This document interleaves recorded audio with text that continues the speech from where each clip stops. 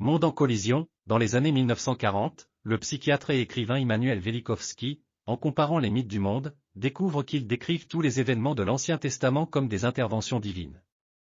Il émet la théorie selon laquelle une comète aurait frôlé la Terre 1500 ans avant Jésus-Christ. Son livre Monde en collision, qui paraît en 1950, connaît un vrai succès populaire, même si les astronomes jugent sa thèse scientifiquement impossible.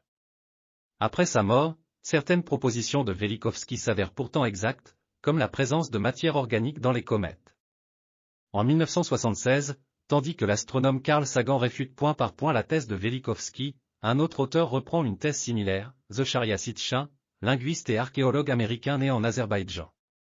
Il présente dans la 12e planète son interprétation des tablettes d'argile trouvées en grand nombre sur les rives du Tigre à partir de 1840. Le déchiffrage des tablettes a fait prendre conscience que des récits bibliques de la création existaient des millénaires avant la rédaction de l'Ancien Testament. Ils s'accordaient, parfois mot pour mot, avec ceux de la Genèse. Sitchin affirme que les « batailles célestes » entre divinités racontent des événements cosmiques réels. Les Sumériens connaissaient déjà l'existence des planètes Uranus, Neptune, Pluton, et mentionnaient une planète Nibiru, renommée Marduk en babylonien. De la taille de Neptune, selon Sitchin, elle aurait une orbite très elliptique, avec une période de 3600 ans.